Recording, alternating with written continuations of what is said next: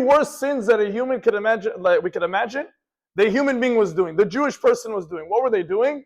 They were having illicit relationships, they were worshiping idols, and they were doing shivchat damim, they were doing murder.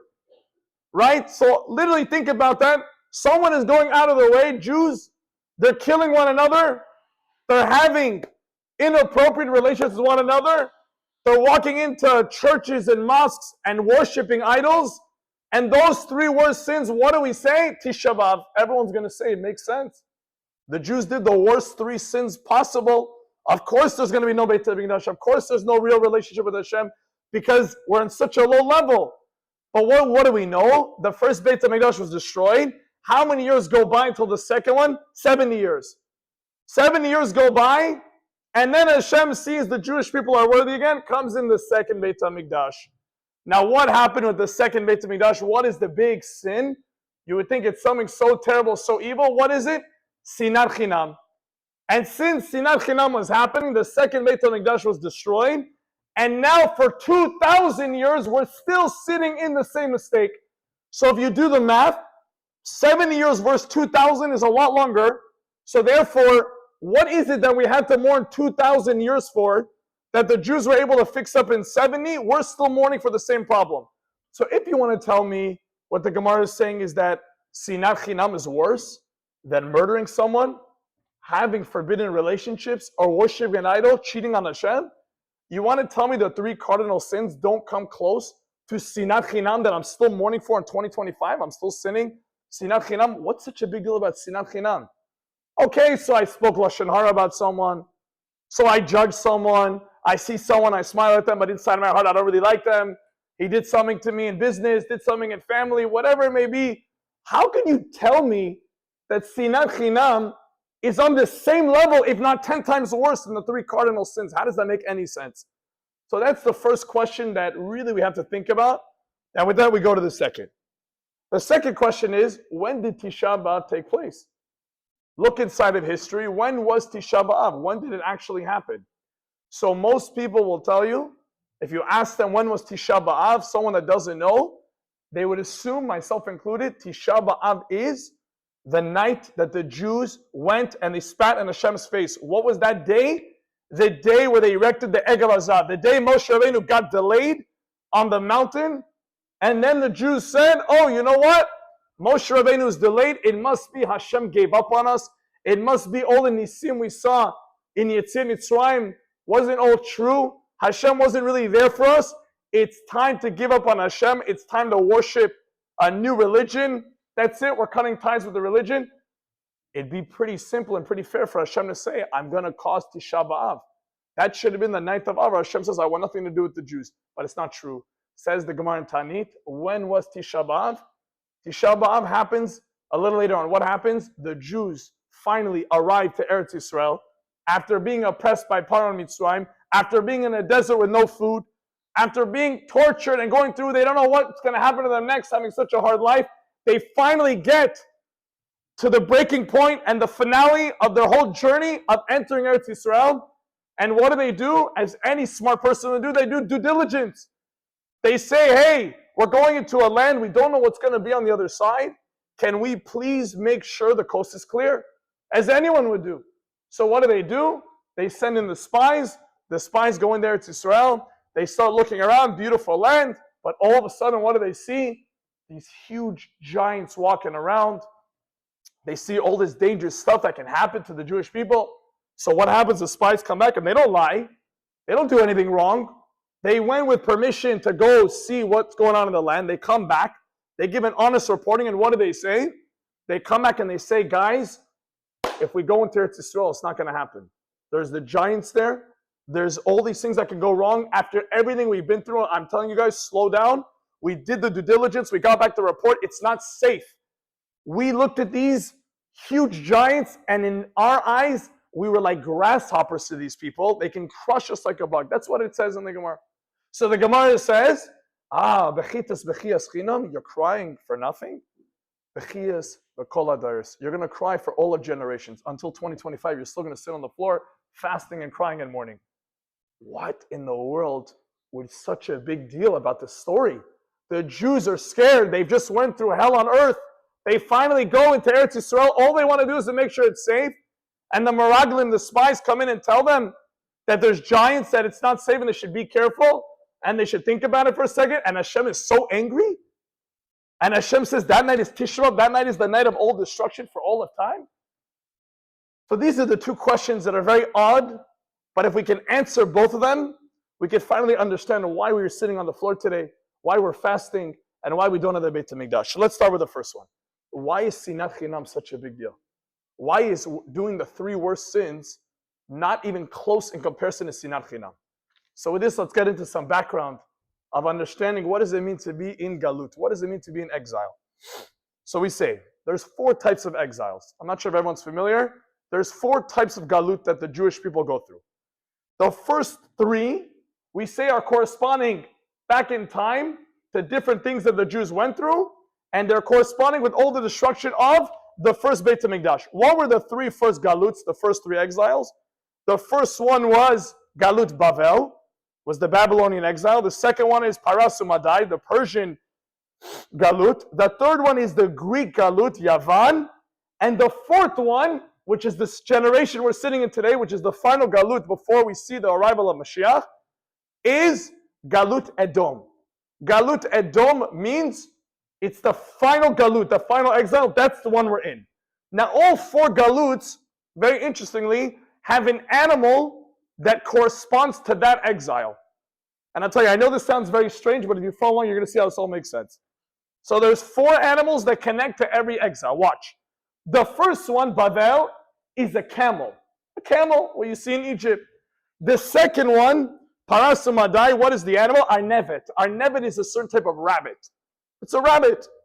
The third one, Yavan, the Greek one, is a shafan. It's very hard to translate what a shafan is. It's a certain type of rat. Certain type of rat. And what is the fourth Galut? What is it corresponding to? The Chazir. Chazir is a pig. So the question is, what in the world are these four animals corresponding to these Galuts? What's the deeper meaning? So there's something, when we look at it deep, there's something unbelievable. What do the first three animals all have in common that the fourth doesn't? All of the first three animals that we mentioned have one thing in common. You know what it is? Between a camel and Arnevet the rat and the shafan, what do they all have in common? If you look at the animal, you look at the split hooves, the hooves are closed, they're not split. So if you look at the animal, you know right off the bat, the animal is not kosher. It's treif. You're not allowed to touch it. You can't get near the animal. But if you do deeper research, you'll see that by the camel, the Arnevet, and the shafan, you'll see that all three of them, they chew their cud. Meaning they chew the food twice. According to Jewish law, every single animal that's deemed to be kasher needs to have split hooves and chew their cud. That are the two requirements. So what do the first three all have in common? All three have in common that they all don't have split hooves, so we know they're treif from the beginning, but inside they chew the cud twice. So they're half kasher, but you wouldn't know it until you study the animal, but from the outside, it's treif off the bat. Now everyone's thinking here, why am I giving you a shiur on what makes a kosher animal or not a kosher? What does that have to do with Tisha B'Av? So listen to this. What is the chazir though? Look at the pig. What is the fourth one? What is the pig? The one of Edom. If you look at a pig, if you ever went to a farm, what do you see? The pig has split hooves. The pig actually looks kosher. The pig on the outside is 100% kosher. You would look at it and say, let's have pork. It's just like meat, no problem. Jeff's is going to add it to the menu. It's totally fine. It's kosher. But it's only after doing a deeper level of research that you understand the chazir, the pig, even though it's kosher on the outside, it's not kosher on the inside. Because it didn't chew it twice. So even though it looks kosher, it's not. Now what in the world does this have to do with us today? So listen to this because it's mind-blowing. The first three animals, even though they all have closed hooves, they look not kosher, on the inside they're treif. The pig on the outside looks kosher, but on the inside it's treif, it's backwards. What do the first three animals have to do with the first three galuyot? Every single Jew, no matter how big of a sin they were doing, whether it was murder, whether it was illicit relationships, whether it was avodah zarah, you know what they all had in common? As bad as they were, when you saw them on the outside, all of them would admit to you, I'm treif, I'm doing something wrong. I'm doing something wrong. My hooves are closed. I'm not kasher because I'm committing murder, because I'm losing hope on Hashem, and I'm doing avodah zarah. I'm losing emunah, and I'm going to other religions. I'm not having proper relationships because I don't really feel committed. I'm not really loyal, but I'm treif. So for that, Hashem says, I'm going to destroy the Beit HaMikdash 70 years, because you need to understand, even though you're doing the worst sins, because you know it's wrong, you're going to find your way out of it. Come 7 years later, the Jews picked themselves up because internally they were on the right path. And what do we know? They rebuilt the Beit HaMikdash. What's happening in this generation? This generation is backwards. This generation, it's the chazir, it's the pig. Every single Jew around the world today, in this year, there has never ever been more Torah in the world. There has never been more people traveling to Israel more than ever. There has never been more videos on Achdut ever. There are more people that are showing up here to daven and more people to learn than ever before, believe it or not. There's 100,000 people that are getting ready to make a Siyum Shas in MetLife Stadium and finish the entire Torah. So what in the world is wrong with us? Everything looks magical. Everyone is growing and everyone is praying and everyone is doing amazing things and there's Achdut. So what's the big deal? What's the problem? And if we look carefully at the Chazir, we realize that in 2025, the Jewish generation is reflecting the Chazir. What is the Chazir? It looks kosher on the outside, but on the inside, it's completely treif. On the inside, it's disconnected. On the inside, there's nothing. What does that mean? Today, there's no problem with people going to daven. There's no problem with people keeping Shabbat. There's no problem in Achdut and singing and shaking hands and smiling at people. You know what the problem with today is? The problem on today is that it's all on the outside. But on the inside, how connected are we really? On the inside, how connected are we really? When I go and I say I have Achdut with another person, do I really love the other person or I'm just going through the motion? When I come to daven here and daven in Minyan, am I rapping to fill in, to finish and get out of the shul as fast as I can? And my mind is thinking about work and about this and about that, and I was Yotzei in Minyan, and I kept Shabbat, and I kept the fast. If you know how many people ask me today, the number one question I get every Tisha B'Av, how soon is the fast over? Every single year I get the same question. What is the earliest time I could break the fast? As sad as it is, that's where my head is at. On Shabbat, when can I go use my phone? Do I have to go to shul like this or can I just do it like that? Is there a heter to go on vacation and do this because the rabbi said it's okay if I do it this way, it's fine? How easy are we looking to get out of things because internally we are so disconnected, but on the outside everything is great? I go to Minyan. I keep Shabbat. What are you talking about? I wear tzitzit. You don't see my kids are all in yeshiva. I sent them to the best schools. What are you talking about? I wear a white shirt. Everything is magical because this generation, it's all the outside. It's all superficial. On the outside, we all look great. On the outside, we're all doing everything right, but on the inside, are we really connected to Hashem? Ask yourself, when is the last time I cried out to Hashem? When is the last time I had real emunah? When is the last time I had a conversation with the creator of the world? Not because I needed to ask him for something, but because I genuinely wanted to share with him how I'm doing or ask him how he's doing. When did I keep Shabbat and truly feel like I'm taking a break from the world? Are we really connected? Are we really there?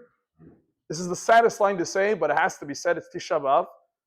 You know, someone said to me something and it blew my mind away. He said, you know what Tisha B'Av is about? We're not mourning the fact that Mashiach isn't coming. We mourn on Tisha B'Av because if Mashiach was to show up today, most of us would be mourning. If Mashiach showed up right now, most people here would be frustrated. Because what does Mashiach mean? Mashiach means you now understand that all the things on the outside, they go away, the illusion goes down, and now the only thing that matters in the world is the reason you were created. How close are you to the creator of the world? How close are you to God in the real way? And all the stuff that you're doing might look great. All the yeshiva and all this and all that is magical. But how connected are you really? That Mashiach is going to come and unravel. And if Mashiach were to show up today, most people will say, hey, maybe push him off a few months. I still have that vacation I want to do. My business is like this. I'm shooting to get this house. We're so attached to the illusion of this world and of what this world has to offer us that we've really put Hashem on the shelf, and Mashiach coming would be the worst news, unfortunately, to hear. So we could dance around and say we want Mashiach now, but do you really want it? All Mashiach is going to do when he comes is help you realize that you were created to have a straight relationship with Hashem, and now you can tap into that in the most powerful way. Do you want to tap into that? Is that a priority to you? Or is it the business? Is it the social scene? Is it getting this and outdoing my neighbor and being in the rat race of life? Is that what it's all about? Tisha B'Av means that you truly understand what is Mashiach. What does it mean if Mashiach were to come? It means you would have a real relationship with Hashem. Is that what we're holding? Or on the outside it looks great, on the inside it's lacking. So why is this Galut called Galut Edom? Who is Edom? What does Edom mean? Edom means red. Who is red in the entire Torah? Who do we see as red? Esav. Esav is red. Well, who was Esav?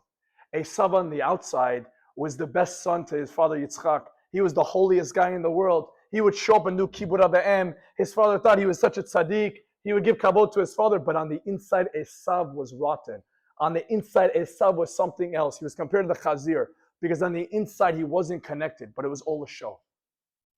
Why is it that when the Jews arrive to be on the border of Eretz Yisrael, they finally get there, and on the border of Eretz Yisrael, they send in the spies, and now they are worried. And then Hashem says, because you're so worried, you're having anxiety, after everything we went through together, after all the 10 plagues, after I took you out of Mitzrayim and I protected you in the desert with man and Aneni Akabod with clouds of glory, I did everything for you, only for you to arrive and have doubt in me. What does that show? You and I are not connected. You could say you're connected. You could say it's all magical. But when it comes down to it, and I told you to trust me, you couldn't do it. So therefore, you and I weren't really connected. Tisha B'Av. I got to destroy it all. Because as much as it might look like we're close, we're not. And that applies to us today when we go out of our way and Hashem says, trust me, and we sit there and we're lacking in our emunah and we're worried about this, worried about that, and the last person we talk to when we have a struggle, when we have a worry, is Hashem. He's the last one on the list. First we talk to our attorney, then we talk to our friends, our parents. We go through every single person to talk to except Hashem. Every single person, Hashem is the last one on the list that we're going to tap in and say, hey, Hashem, I'm going through a problem. I can't get married. My kid can't get into a school. Parnas is tough. My relative has a health disease. Let me call Cedar Sinai. Let me call this school. Let me do this. Let me do that. Did you ever call Hashem? Did you ever stop for 1 second and pick up the phone and say, Hashem, let me speak to you from the bottom of my heart? Let me dial you first. Or is Hashem the last one on the list? I once got a call in Shidduchim. I'll never forget it. A father called me. It was the best question someone ever asked me. He calls me up, and people used to put me on the resume. They wanted me to sell them. This guy's the best boy, and he's this, and he's that. And So once his father called me, and he caught me off guard. I didn't know how to answer. So he calls me up, and the boy was a great kid, really good friend of mine, good guy. He wasn't the most religious guy, but he's a great kid. Father from Great Neck gets on the phone. Very wealthy businessman calls me up, and he says, listen, I want to ask you one question about the kid. I said, tell me, I'm ready for any question you have. He says to me, does the guy love Hashem? I said, of course. I said, the guy davens 3 times a day. He's in the top shiur. He's learning Torah. He's great. He helps people chesed. He said, amazing. I didn't ask you any of that. He said, does the boy love Hashem? I said, I just told you he's doing all the mitzvot. Again, he repeated the question. He said, I didn't ask you. I asked you, do you know this person loves Hashem? I said, of course. I said, could you give me an example how you know he loves Hashem? And it hit me so hard what the guy was asking, because no one asked me that before. And it hit me on the idea that loving Hashem is not about doing actions. It's not about just doing mitzvot. All the mitzvot are there in order for us to go through the motions of falling in love with Hashem. But unfortunately today we get so stuck in the motions that we forget about the relationship, we forget about all the love. Sometimes we have to zoom out and ask ourselves, do I love Hashem? Yes, I keep Shabbat. Yes, I daven every single day. Do I talk to Him? Do I love Him? Am I invested in Him? Do I really, really feel connected to the Creator of the world? Because if you don't, you end up like the spies outside of Eretz Yisrael. You have everything to believe, and you're sitting there with anxiety. And the last person you're crying out to is Hashem. You're crying out to some spies. So let's go back to the beginning. Why is Sinat Chinam such a big deal? Because Sinat Chinam, at the end of the day, you can look like the best guy and that you love everybody and you're such a friendly, warm guy, but inside your heart, no one can see it except for you, but you're full of hate. You're full of being jealous. You're full of looking down on others. And it's something that's internal. It's an internal disease. And therefore, no matter how good you are and how amazing everything looks, on the inside, something is wrong with you. And until you fix that and come to real terms that something is there that you need to work on, it could sit there for the rest of your life. The other three Averot, as bad as they were, we say they are like the three other animals. The people know their tref. They know they were doing something wrong. They were able to come in and fix it and rebuild the Beit HaMikdash. This generation does not need to go and say, I'm doing this and this and this wrong. This generation needs to do one thing. Be real with yourself. Take a step, and this is exactly why we sit on the floor. Sit on the floor and leave the illusion of life. Stop being comfortable for one day.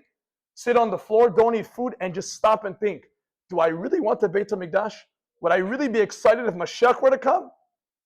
Or if something in business was to go well? Which one makes me more excited? Am I really excited to be truly connected to the creator of the world? Or am I excited about 10 other things?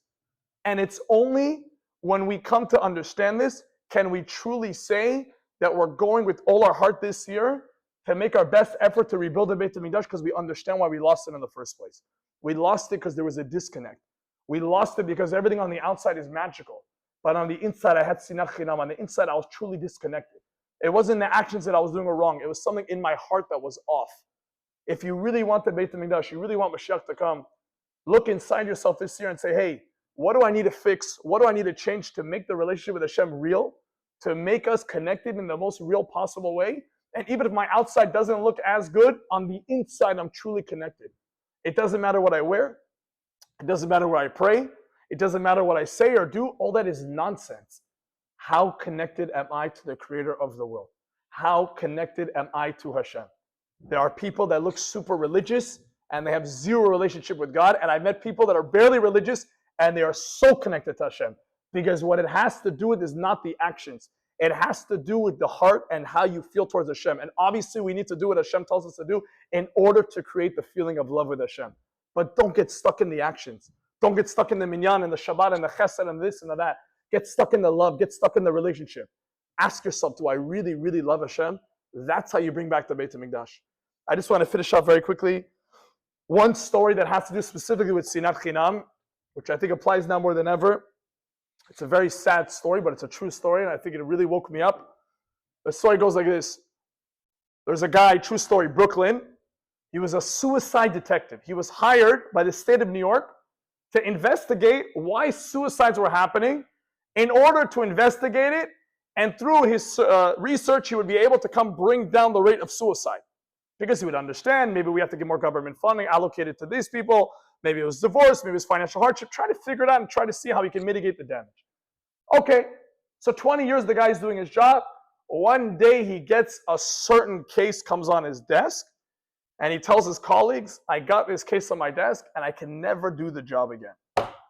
So they said, what did you see in this case that was so heartbreaking and so devastating that you had to stop doing your job, and you've been doing this for 20 years, you've seen it all. So you say, what did you see? These friends ask him, was the guy divorced? Did the guy lose money? Did the guy have something crazy, a health? Maybe there was a health issue that happened, something. So the guy said, let me tell you what happened. So he says, I usually walk into the room, and I walk into the room inside of New York, and inside the room, I usually find drugs. I find the guy overdosed on pills. There's crazy alcohol going on. There's signs of abuse somewhere. He said, this guy walk in apartment in the city of New York.